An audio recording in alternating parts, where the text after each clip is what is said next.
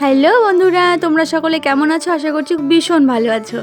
আমরাও খুব ভালো আছি। এদিকে রান্নাবান্না শুরু করে দিয়েছি। জানো তো, সকালেই আজকে লাইনটা চলে গেছিলো, সে কারণে ভীষণ অসুবিধার মধ্যে পড়তে হয়েছিল। কুয়োর থেকে জল উঠে সমস্ত কাজবাজ করে নিলাম, আর কুয়োর উপরের জলটা প্রচণ্ড পরিমাণে নোংরা। তো যাই হোক, ঘরের ফিল্টারে জল দিয়ে রান্নাবান্না করলাম, আর বাকি কাজগুলো কুয়োর জল দিয়েই করলাম।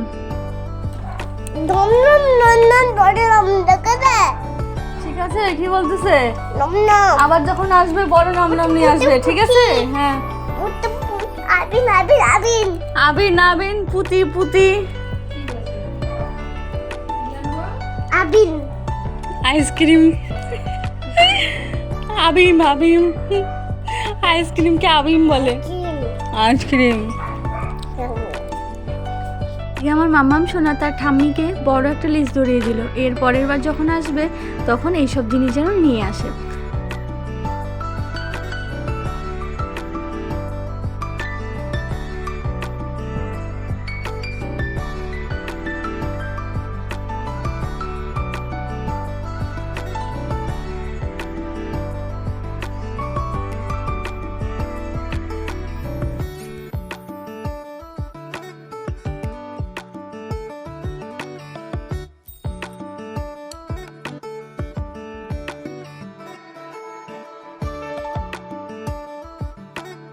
যে এখন 11:30 ঘড়ির কাঁটায় বাজে। তো আজ তাড়াতাড়ি বেরোচ্ছে, আর কাকু বেরোচ্ছে। তো কাকুর সঙ্গে এই 3 বাত্তি পর্যন্ত যাবে, পরে 3 বাত্তির থেকে মাথা ভাঙার জন্য বাস পেয়েই যাবে কিন্তু। আর এদিকে দেখো, শ্বশুরমশাই চলে এসেছেন, কিন্তু শাশুড়ি মার কিছু কাজ আছে, মানে কিছু কাজ বলতে বাইরের কিছু যাওয়ার আছে, তো সেটাই নিচ্ছে, গোছগাছ করছে। আমি বললাম হ্যাঁ আসছে এখনই। আর আমি একটু চলে আসলাম গেটের সামনেটা। তো আমি শাশুড়ি মা যাওয়ার আগেই জানো তো বাসন মাজা থেকে এইসব কাজ করে নিয়েছি।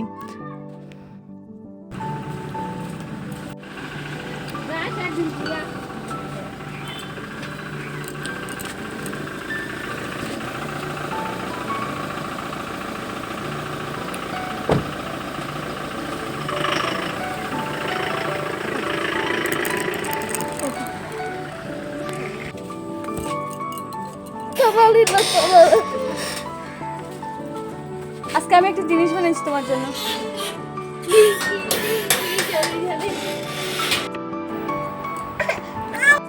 আজ বাড়িটা ভীষণ ফাঁকা ফাঁকা লাগছে। শ্বশুরমশাই তো কিছুদিন পরে চলে আসবে, তবে শাশুড়ি মার আসতে কিছুদিন আরও দেরি হবে। আর এইদিকে দেখো, আজকে বাড়িটা মনে হচ্ছে মানে ছিল যখন একটু ভরা ভরা ছিল, চলে গেলে ফাঁকা ফাঁকা ভীষণ। তো এদিকে ছেলেকে খেতে দিয়ে আমি এই কাজগুলো করতে বসে পড়েছি। আর মামাম সোনাও ঘরে আছে। মামাম সোনার জ্বরটা ওই একবার যাচ্ছে একবার আসছে, এরকমটাই করছে। ওষুধ খাওয়ালে কমে যাচ্ছে, তারপর আবার কিন্তু কাটা গরম হচ্ছে। তো জ্বর আসলে মোটামুটি ওই 2-3 দিন এরকমই হয়। আর দেখো, যখনই ভালো লাগে, এই যে আমি ঘরে রেখে এসেছিলাম ওকে, আর ও দেখো আমাকে এখানে দেখেই চলে এসেছে। আর দেখো, টপ থেকে একটু একটু করে মাটি নিয়ে এসে আমার ঘুরে ঘুরে পিছন থেকে গিয়ে দিচ্ছে, দেখতে পাচ্ছ? আমি এদিকে ওকে বলছিলাম না, আমার এখন ধরে না। আর এই গাঁদা ফুলের গাছটায় করিয়ে এসেছে সবগুলোতে। তো এই টবগুলো যেহেতু ফাঁকা আছে, তো ভাবলাম মাটিতে লাগানোর থেকে টবগুলোতে লাগিয়ে দিই, বেশ ভালোও হবে। আর এখন মাটিতে লাগালে কি হবে বলো তো? মাটিতে লাগালে ওই বৃষ্টির পর মাটিটা যখন গরম হবে, গাছটা কিন্তু ঝিমিয়ে যায়। তো সেই কারণে টবগুলোতেই লাগাচ্ছি। বেশ অনেকগুলো টব ফাঁকা হয়ে গেছে। এগুলো তো সিজনে, মানে ঠান্ডার সিজনে যেগুলো ফুল থাকে সেগুলো, তো ওই গাছগুলো মরে গেছে, আবার সেই কারণে এই গাছগুলো আমি লাগিয়ে নিচ্ছি। আর এই টবটাই ছিল আমার বিন্দাজিমা, তুলসী গাছটা ছিল।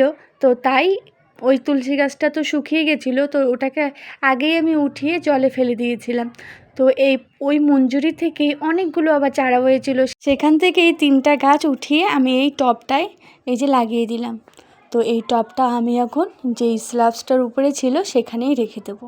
আর এই যে টবগুলো দেখতে পাচ্ছ, এখন তো 2-1 দিন করে বৃষ্টি হচ্ছে, সে কারণে এটা ঘরের সামনের এই সাইডেই রেখে দেব। তো গাছগুলো তাহলে ভালো হবে।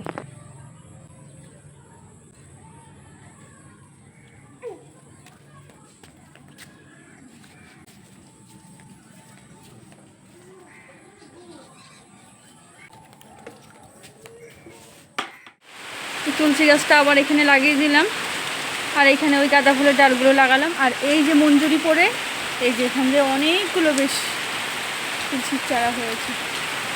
তো এইখানে একটা যে গাছ ছিল সেই গাছটার থেকেই মঞ্জুরি পড়ে এখানে হয়েছিল, আবার একটা লাগিয়ে দিলাম।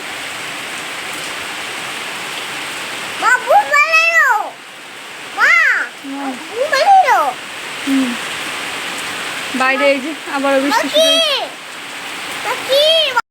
এদিকে দেখো বাজে এখন ঘড়ির কাঁটায় 10:45। আমরা রেডি হয়ে গেছি, আমরা এখন যাব একটা নিমন্ত্রণ বাড়িতে। তো আমি বাড়ি পরার এই কুর্তিটাই পরলাম, যেহেতু বাড়ির সামনেই, আর অনেকে এখন আর কেউ নেই, সব লোক চলেই গেছে। তো এদিকে ছেলে মেয়ে সকলে সবাই রেডি হয়ে গেছে, চলো এখন বেরোবো। আজকের ব্লগটা আর বেশি বড় করবো না, এখানেই শেষ করবো। ভালো লাগলে লাইক সাবস্ক্রাইব করে পাশে থাকবে। বাই, আবার পরের দিন দেখা হচ্ছে।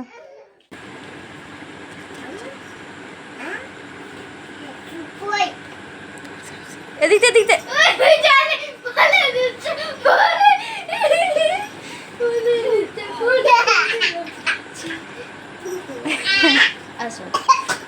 কি হলো, তুই বমি বমি করতেছিস?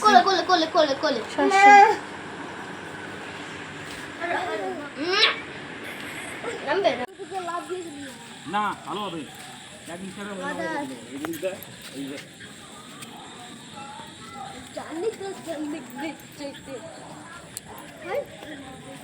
হয় না।